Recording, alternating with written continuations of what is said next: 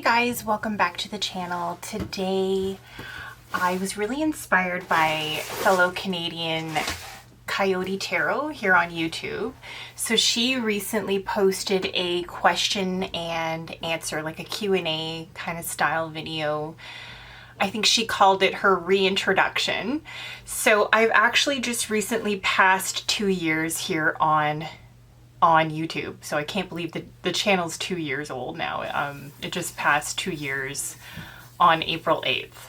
So I thought that it was such a wonderful idea to do like a similar style of a video reintroducing myself. So I am gonna pull up her questions from that video. So this is gonna be kind of like a video response. I'll probably put that somewhere in the title. And again, these questions were created by Coyote Tarot here on YouTube. She is a fellow Canadian creator, fellow tarot reader and oracle reader here on the platform. So I'm super excited to do a video response. I love her content. I've been watching her since the beginning. So I did feel like this was such an amazing creative idea. So I did want to give her the credit as she was the creator of these questions and of this video. So I'm going to just start from the beginning. So where are you from? So I'm from Canada. I'm just outside of the GTA. So I did grow up in the GTA. I'm originally from Mississauga.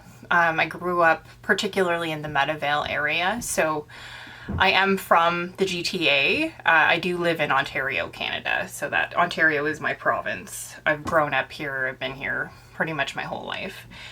I am currently, like I said, outside of the GTA. I'm just outside of the GTA. So, and I do live in what would be considered a small town. So it's kind of rural, but also kind of suburban here. It's like a weird liminal space. I have spoken about that, about this particular area being quite magical here. It's quite a liminal space. We have elements of small town living, and then we have elements of kind of like this suburbia. So it's really interesting. There's a lot of farmland out here. The wildlife it's very beautiful. It feels very alive where I live. So I do love where I am, and we have some really beautiful outdoor spaces here as well. Next question is, how did you come up with your YouTube name? So my YouTube name, I believe it was originally Soul Care, and then I wanted to change it to my name. So my last name is Myshadow, it's a Portuguese last name. And I've been called Myshadow or Shadow pretty much my whole life. So my name is actually my first name, Amanda, and then Myshadow, which is a nickname, which is based off of my last name, Myshadow. So I get that people probably see my name here on YouTube and think that my channel or my content is shadow related content or shadow focused content, which I do shadow work more seasonally. I wouldn't really, I don't know, like it's not the sole focus of my channel like it is for other content creators here on the platform. So I realized that, but I did want to clarify that my YouTube name, it's my first name and then a nickname that is based off of my real last name. How long have you been reading tarot? So approximately 6 years of intense focused study. I have mentioned on the channel before that I originally started with astrology. I'm a huge astrology nerd. I'm sure you guys are well aware at this point.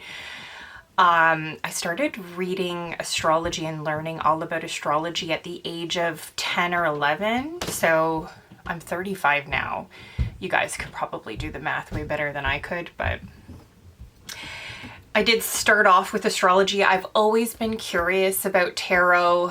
I just never really got into tarot until about, like I would watch the tarot videos. I would watch some of the bigger content creators, like I think her name is Roseology, and there's Charmed Intuition Tarot. So I watched those two larger content creators. So they're like pick a card reading YouTube channels.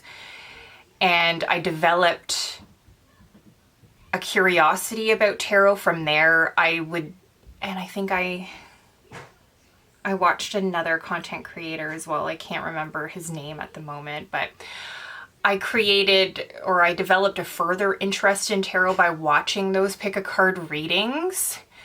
And then it sort of, my curiosity peaked from there until about 2019 when I decided to purchase my first tarot deck. And then I started really diving into the meanings of tarot, doing really intense study of tarot ever since then, pretty much. I did take a slight break when I was pregnant with Amelia, but then I got right back into it again.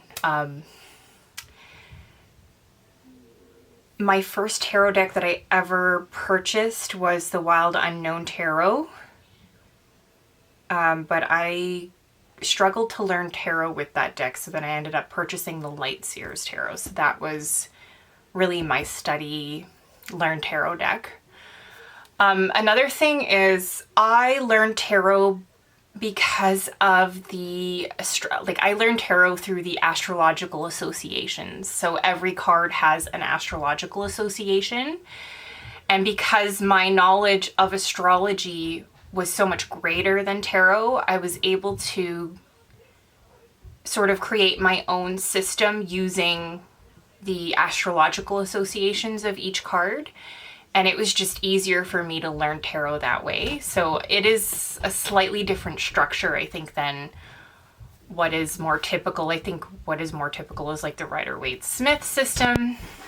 So I just wanted to say I learned like a slightly different variation of tarot. It was just easier for me to kind of marry astrology with tarot. And then it just took off from there. And then I started developing my own associations for the cards over time.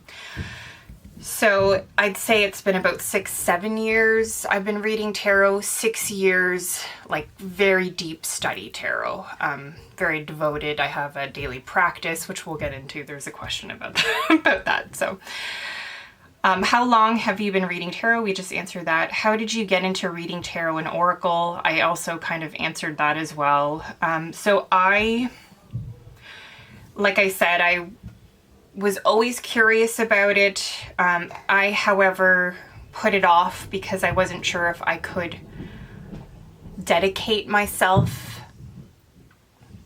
to such an endeavor, to such an undertaking. I'm a Capricorn Mars, so like when we do things, like we're very dedicated, we're very committed. So it was something that I wanted to ensure that I had the time and the energy and the passion that I could fully, put 100% of myself into. So also a lot of Scorpio placements, and like we tend to be like go hard or go home type of people. We're kind of one or nothing. What is it? 100 or nothing, not one or nothing. But so that's sort of what put me off for so long. And then finally what ended up really encouraging me to learn tarot was I had a miscarriage at the end of 2019, and it greatly affected me mentally. It was quite a difficult personal situation for me. So I was struggling with a lot of depression and mental health issues after the miscarriage. You guys know the childhood that I was, like the childhood home and environment that I was raised in as well. So the miscarriage just kind of exasperated already existing issues that I had from my upbringing. So then I developed an interest in doing shadow work, and led me to learning about tarot. It was really what brought me to tarot, was shadow work, to really work on some of the issues that I had been struggling with at the time.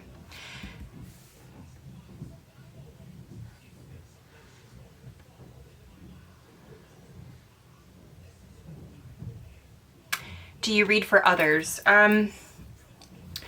I've never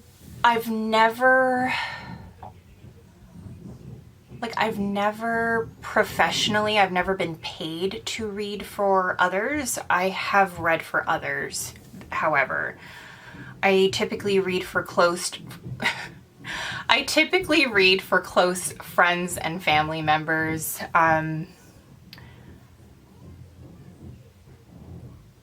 Again, I've mentioned on the channel, I'm not very open with people about this side, this side of myself in my personal life. Like, if you know I read tarot, you're very close to me. It's not something I typically share about myself to others. It's something that you have to be really close to me to know about this side of myself. And it took me a long time to get to this point as well. Like I said, it was something, like reading tarot was something I put off for very many years. Although I've always been interested in astrology and in the occult and in the paranormal as well. I've had paranormal experiences growing up, which is a whole other topic, but it took me so long to get into tarot. It was a side of myself, an aspect of myself that I was exploring that I wasn't really, I'm still kind of uncomfortable sharing this with others. It's something that's taken a long time for me to become more open to. I know I'm very open here on online and in this online space within my own channel, and my own content creation with you guys, but actually in my personal life, I'm actually quite private about it. So it's something that's taken a long time, a lot of courage for me to come forward with. And there are only a few key people who know I even read tarot. So although I do wish to read for others,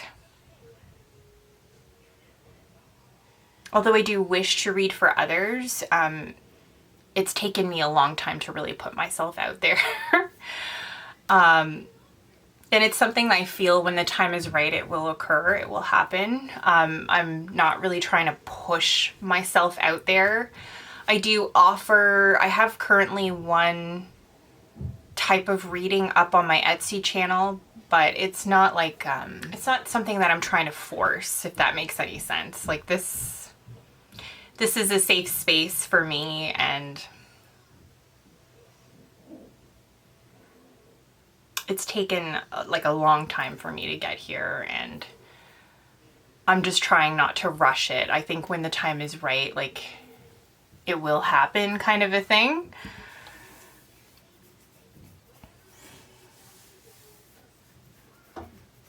How many decks do you have? So, oh, do you use Oracle with tarot? I skipped a whole question there. Do you use Oracle with tarot? Yes, I love to pair tarot and Oracle together. So I'm an intuitive tarot reader. I've mentioned so much on the channel before. I'm an astrology nerd, so I can't help but talk about astrology, but my chart is water and earth. It's like split in the middle, and then I have one air sign, which is Aquarius. Venus in Aquarius is my position there. But I have a lot of water placement, so I think it's what really draws me to tarot, and particularly Oracle is the intuitive reading that you can do with the Oracle. It's a lot easier to intuitively read with an Oracle deck than tarot, which has its own set structure and system. So I'm more drawn to the intuitive reading style. Although I have taken the time to learn the structure of tarot, I just prefer the intuitive reading, and that's why I'm so drawn to Oracle. And I go through periods. I go through stages where I'm more drawn to reading Oracle than I am tarot, And I also have a guide, I've mentioned this on the channel, Hecate for me. She really likes to use Oracle to communicate with me as opposed to tarot. So I don't really have any other guides like that. This is like very unique to my experience with her. So I like to pair the two of them together. I find a lot of Oracle decks are excellent clarifiers. So they will sometimes clarify a spread or a reading very, very well, better than tarot in some ways. Tarot is more detailed for me. So tarot is typically how I get the details of my day or other people's days. And Oracle is really what it'll drive home a point or a message, or it'll clarify something that I'm sort of confused about in the reading. How many decks do you have? So I have a lot of decks. I don't know the exact number of decks I have. I want to guess...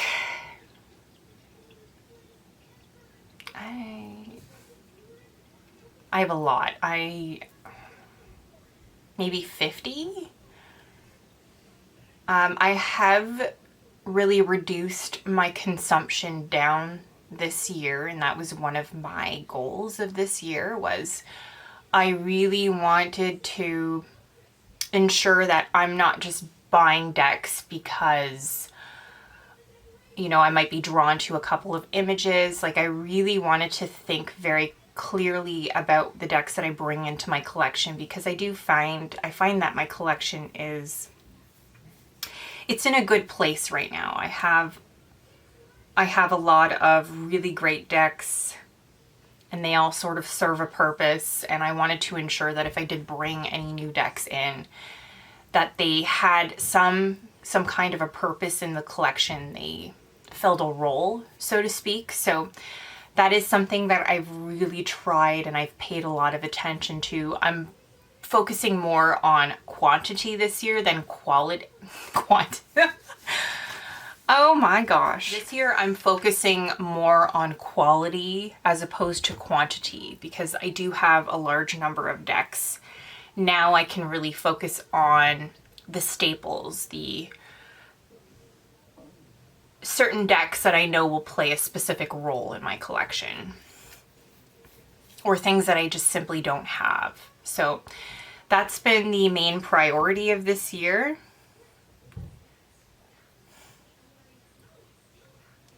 Where do you store your decks? So I have a few places. I have them up on shelves. Typically I have 2 floating shelves here in my bedroom.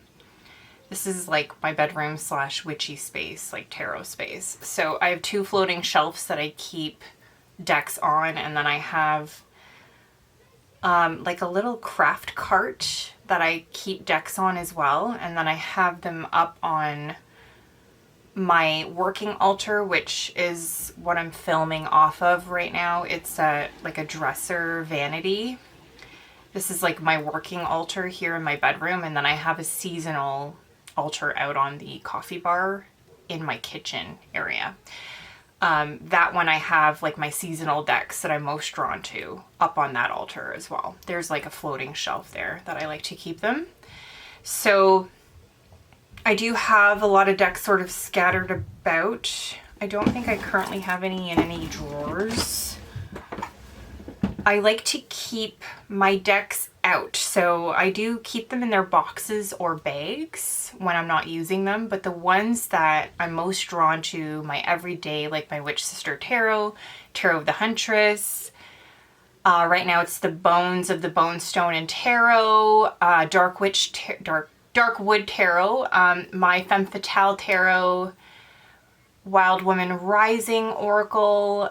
I keep them sort of just out on the altar. They're not in any boxes or bags. I just like to keep them out in this space. I can like easily quickly grab them. I don't have people just coming in and touching my decks. I know that's like a huge thing for some people. That's why they like to keep them secure in their boxes or bags, but I don't have a problem with that. I don't have people just sort of coming into my space and touching my things. So completely understand if that's a concern for you. I just like to keep them out. I like the easily accessibility of it. I also like them to be out and free and breathing, if that makes any sense. So that's how I like to keep my decks. I do have a couple of different spots where I like to store them all, and then everything that I use daily that's very important to me, I do rotate through them seasonally as well.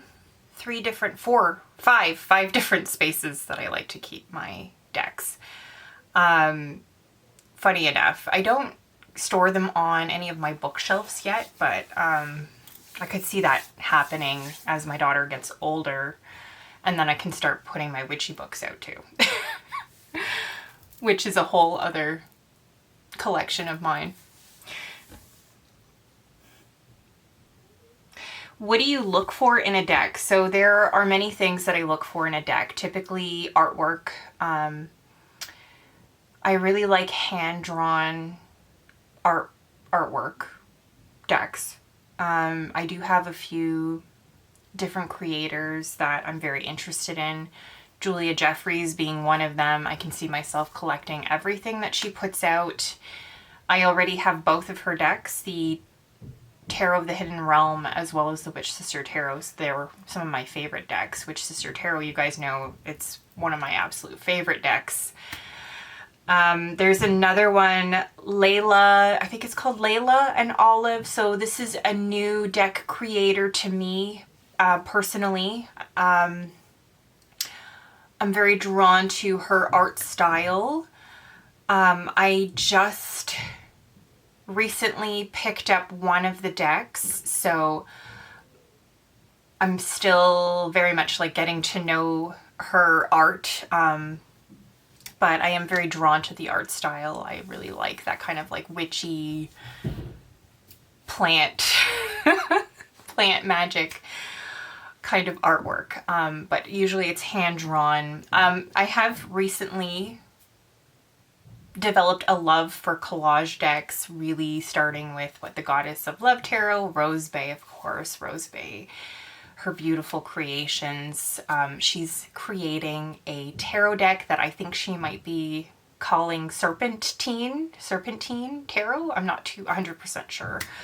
But I was checking out her Instagram page the other day and I saw that she had her highlights of the tarot deck that she's been creating, this serpent snake energy tarot deck, and she labeled it Serpentine. So I'm just obsessed. I love her. Her creations are just so incredible, very powerful, very lusty, kind of like Scorpio, Venus too energy. There's like this Scorpio Empress as well, like this Venetian energy to all her decks. I wasn't lucky enough to be able to pick up the Sistine Tarot, but I do have the Lacrimosa Tarot. I'm interested in her Oracle decks. I'm really interested in I think it's called Levienne Oracle? Levienne Rose Oracle. I'm really interested in this one. I'll probably pick this up eventually. But I'm just obsessed with her creations. They just have this lustiness to them. They have this power. It's like breathing new life. I don't know. I'm so incredibly drawn to her art and her, like I said, that tarot, the new tarot, or the snake one that she's creating. I'm just absolutely over the moon for. I can't wait for it. But I haven't worked very much with the Lacrimosa Tarot apart from what I've already shared with you. We did have a very intense couple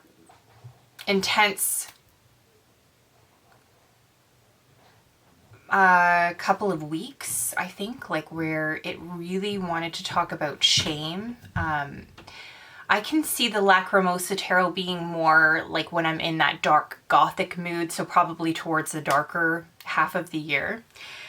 Right now I'm very much in like this rising energy, this budding energy. It's very earth focused, plant magic focused deck. Deck mood. How would you describe your deck collection? Kind of like me, very cyclical. I have a lot of earth focused decks. Although I'm a Pisces, Scorpio rising, I do have my moon placement in Virgo. My Mars is in Capricorn, so I have this lust for the earth element. I'm naturally very drawn to the earth element. I really love plant-focused decks, earth-focused decks. I also have an affinity for watercolor as well. I have a few watercolor decks, like nowhere near as many as I do witch themed decks or earth themed decks. But I do have some watercolor decks as well. But yeah, I would say a lot of earth-focused decks. Do you have a go-to tarot and oracle deck? Yes, Witch Sister Tarot is it's one of mine. It's one of my favorite decks, as well as I created a Femme Fatale tarot deck as well, using make playing cards and film noir, like the classic film noir imagery as well. So it's all female. There's no males in the deck, and it's one of my favorite tarot, easily becoming one of my favorite tarot decks as well. So I do have those two favorites, but it really changes seasonally. Like I've said, I'm a very cyclical person. I know we all are, but I do like to rotate through my decks. Seasonally, some of my staples, no matter what season it is, Tarot of the Huntress, some of my favorites, Tarot of the Huntress, the Witch Sister Tarot, Femme Fatale Tarot, the Celtic one, Wildwood Tarot as well, Bones of the Bonestone, and Earthflesh Tarot as well. I just got that deck in the mail, and it's easily becoming one of my top favorites and most used decks already. The Botanical Oracle is one of my favorite oracle decks. The Lantern Oracle, the Queen Mab Oracle. The Magic of You Oracle. I use that all the time. The Oracle of the Hecatean Path. I use that all the time. The Season of the Witch Samhain Oracle, I've mentioned that's like one of my favorite oracle decks as well. Those are like all I can think of on the top of my head that I go to all year round, even though I'm a very seasonal person.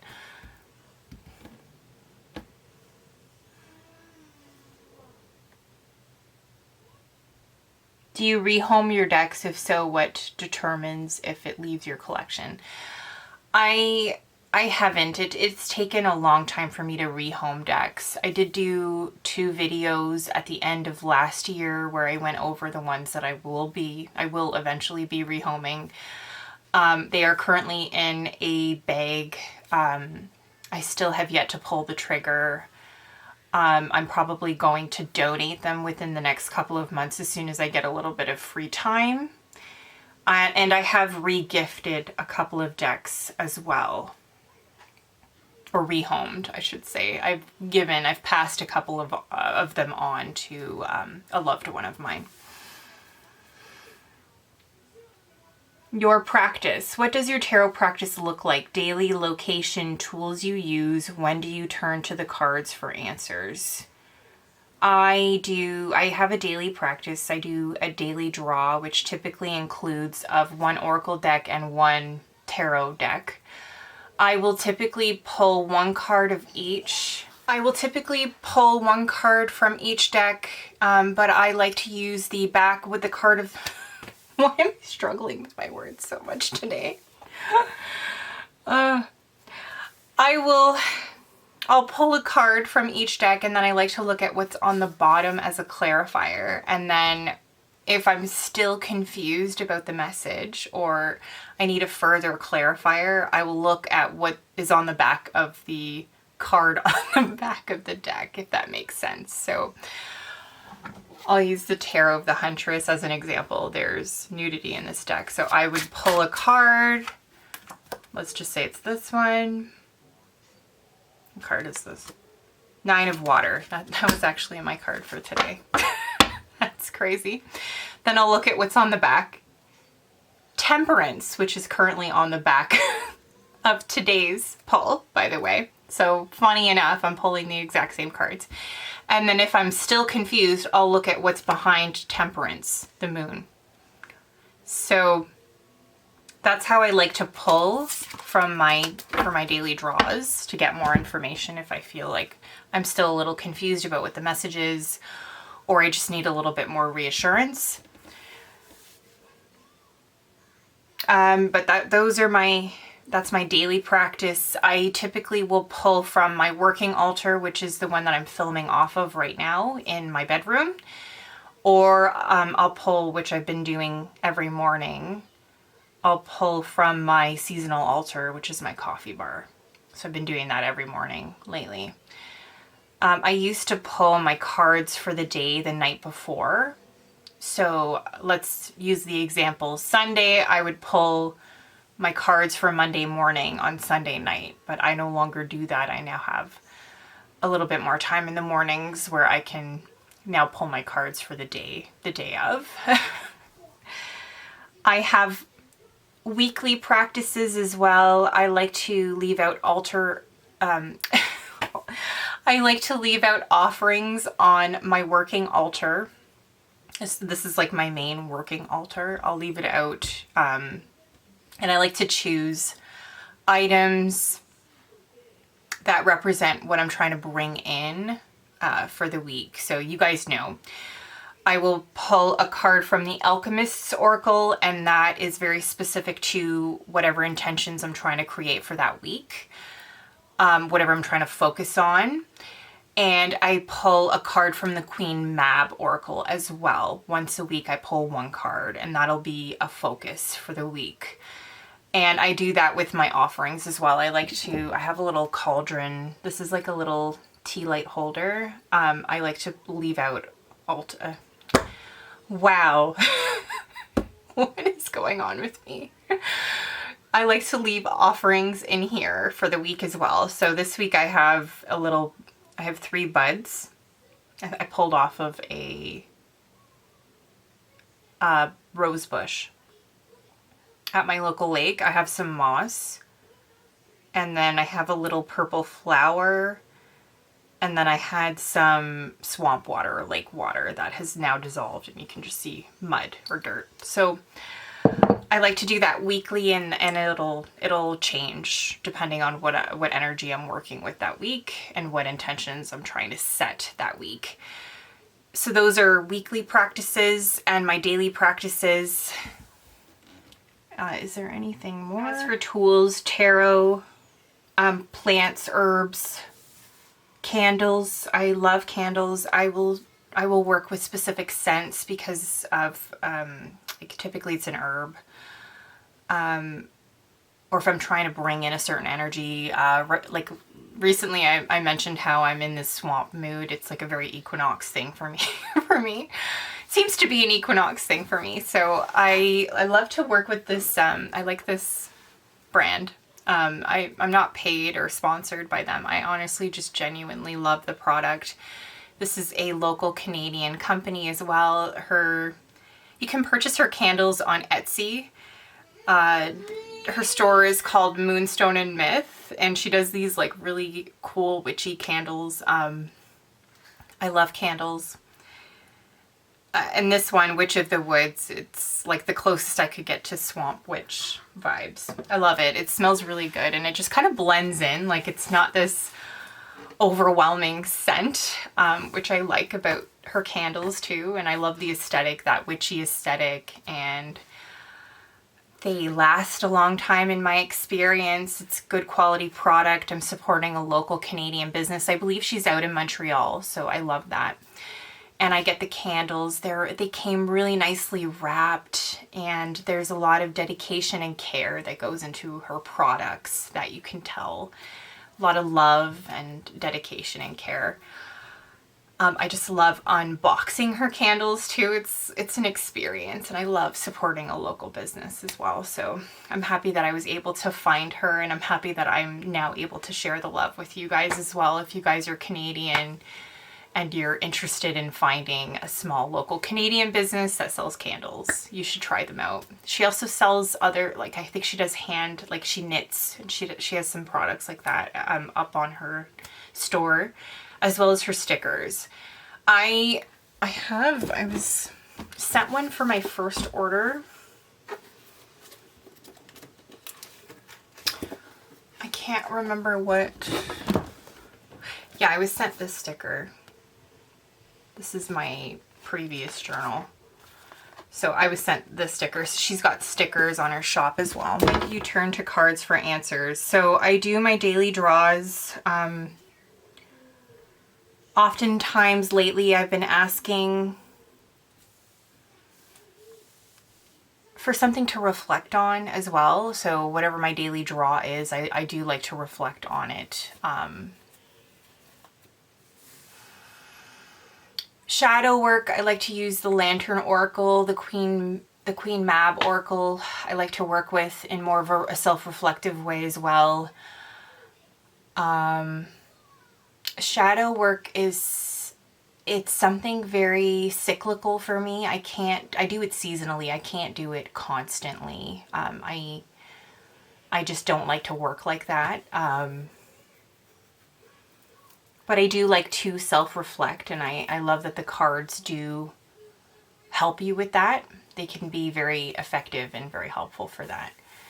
If you're new to card work is a very important part of my practice. It's how I connect with the energy around me. It's how I see the energy around me more clearly.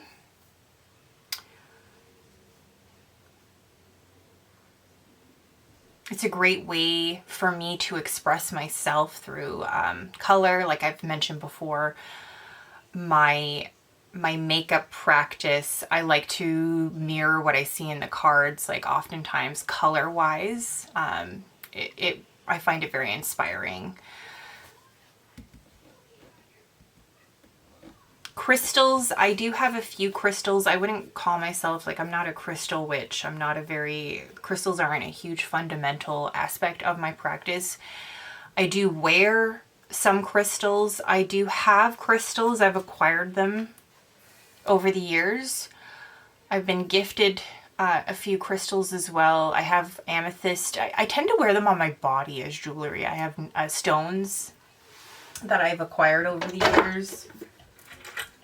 Like my mother-in-law gave me this. This is like a stone necklace. I call this my wedding ring. This is aquamarine. This is like a birthstone family ring. I do tend to wear a lot of crystals, funny enough. I have garnet earrings that I like to wear quite frequently. I have amethyst earrings that I've been gifted by my mother-in-law.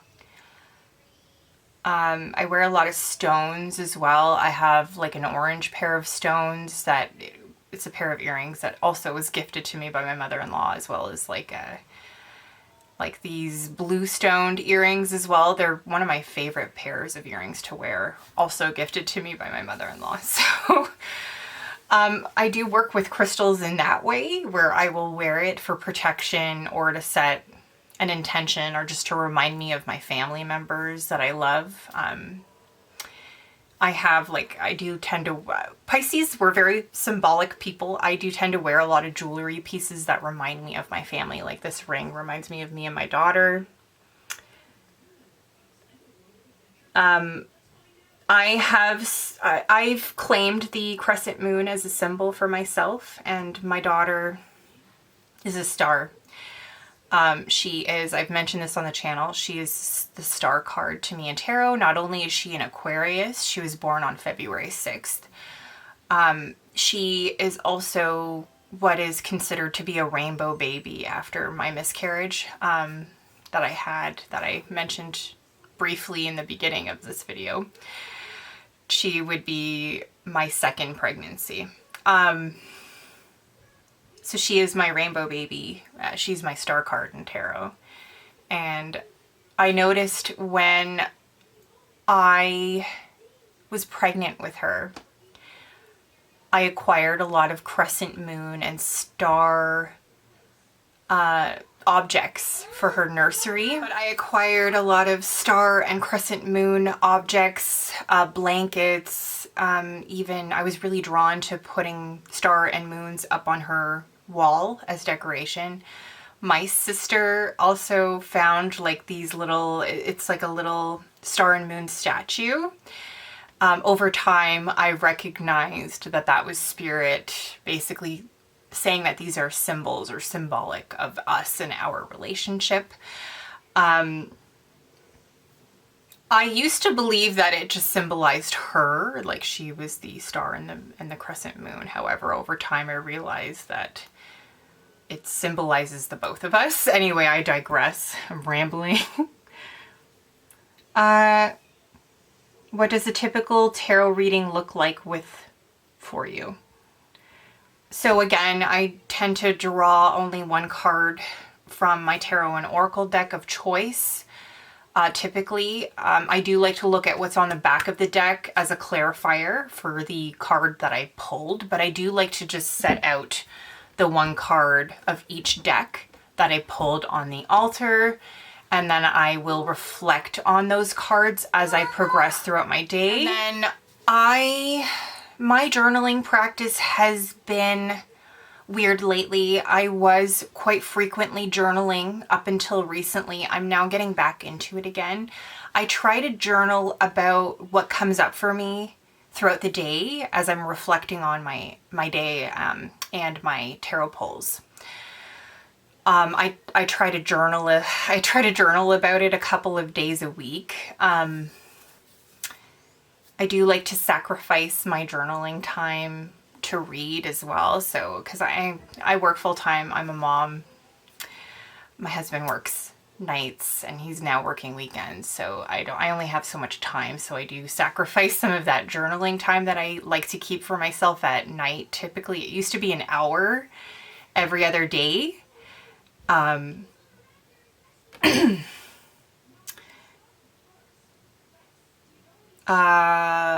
Yeah, so I like to work out 3 days a week as well, which I reserve for nights. So I'll come home, I'll make dinner. Well, I get off work, I go pick up my daughter, then I come home, I make dinner, spend time with her, and then we put her to bed. And then, depending on the day, I do like to work out 3 days a week. And right now I'm just doing circuit training. Prior to that, for a year, I was running. I got back into running. I used to run quite often. I really enjoyed running, like in my early 20s. And then after I had my daughter, I was really quite heavy, so I circuit trained for a little bit until I lost about 40 or 50 pounds. Then I started running again, and I've been running for a year. And then I'm now circuit training. I started back up last month, really focusing on weight training and strength and stability. So I like to rotate that time that I have after Amelia goes to bed to either focus on working out or journaling or reading. Sometimes I will sacrifice that hour that I have for journaling to read. What kind of content is your favorite to post and watch? I like watching other people's deck list videos, anything spiritual practice related as well. I'm always curious to know how other people practice. I'm always curious to also know about how other people work with the same deities as I do and their practices with them. I love hearing about that stuff.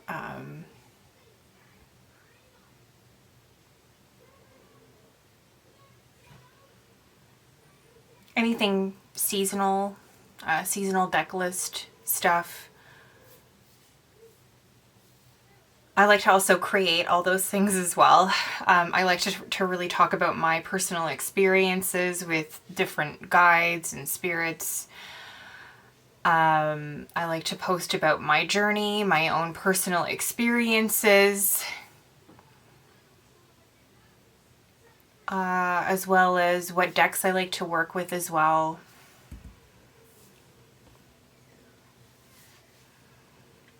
How did you get into creating a YouTube channel? I created my YouTube channel 2 years ago, and I initially wanted to talk about, well, I wanted to use my intuitive and psychic abilities to help others. That's why I created a channel. But over time, I found my content, my space, my cute little witchy space, or my channel. I found that it was very healing for me, if that makes any sense.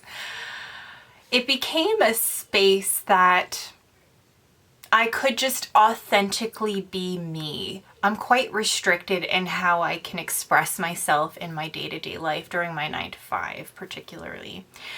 So when I'm here creating content, especially like also on my weekends, I just go balls to the wall, and I just want to express myself wholeheartedly, completely as I am in that moment. Because like I said, I am quite limited to what I can do in my day-to-day life, how I can show up and express myself.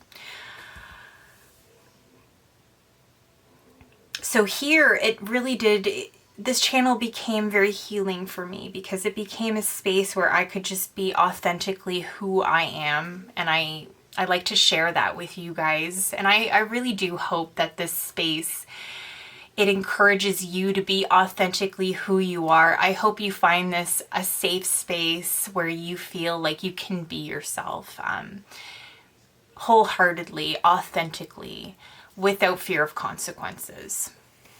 Because this is what this space has become for me. So the question is, how did you get into creating a YouTube channel, knowing what you know now about YouTube, TarotTube? Is there anything you would do differently? So Coyote Tarot, interestingly enough, said that she contemplated not showing her face. I do believe there was a period of time, particularly when my daughter was young, where I didn't really show very much of my face. But again, this space, this community, this channel became a way for me to it became an outlet for me. It became a way for me to, like I said, just go balls to the wall and just express myself unfiltered, which can be a bad thing. You guys know I struggle with my words so much. But it really just became a way for me to authentically express who I am and what I think, and to share that with you guys. It became a really healing space for me. If I could go back, would I change anything? I struggled for a bit to really truly find, YouTube is it's very niche or very niche.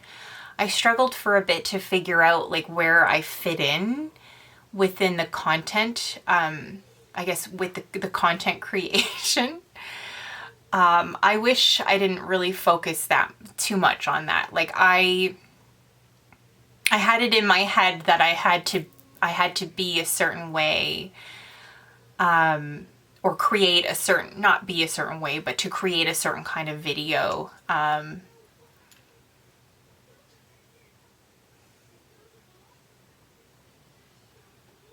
And I am quite structured too. Like I said, I'm a Capricorn Mars. We're very structured. So I would have certain types of videos that I had to create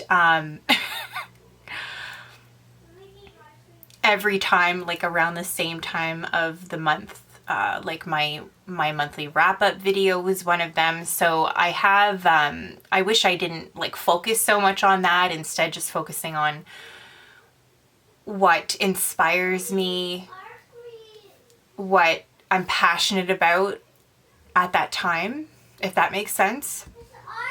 But I'm sure even if you look back on the channel, you saw like I did the journaling for a bit, like I did the art, which is still something I want to get back into again. I used to have this art notebook where I would do my own art in it. And I had a lot of fun doing that. Hi. But I'm sure even if you look back on the channel, I did a little bit of everything. I did journaling videos initially. I did workshops. I love doing workshops. Tarot spreads. I love watching those videos, and I love creating those videos. Deck list videos. I tried a little bit of everything. Just trying to figure out what worked for me and what inspires me the most, what I'm passionate about. And again, I am quite seasonal, I'm cyclical, so it did change frequently depending on what was going on in my life. So I did try those different things. Like I was really into journaling at one point, and I did the art, and I still love doing that kind of stuff. It's very hard to do. I have so limited time in my life at the moment. So it is something I'm looking forward to getting back into as I find that I have more time as Amelia grows up. It's an aspect of myself that I'm excited to get to know again. But I do think that ultimately I wouldn't change anything. I would do it all the same again if given the opportunity. I've learned and I've growed a lot. Wow. I've learned and I've grown a lot over the past 2 years that I've had this channel. I'm sure you've seen so many different parts of me and aspects of myself. Ultimately, I'm proud of this channel and this journey, and it's been a bit of a roller coaster, a lot of ups and downs, but ultimately I am proud of this work that I've done. And this is my safe space. It might be a little chaotic at times, but it's my passion project. It's my safe space, and it's a place for me to just be authentically who I am. It's a place for me to share all aspects of myself, and I hope that when you come to this space, you feel that you can do the same as well. This is a safe space. I hope you find it to be a safe space. I hope you find it to be so, right? But ultimately, like I said, I'm proud of this space, of this community that we've built together, and I'm excited to see where it goes in the future.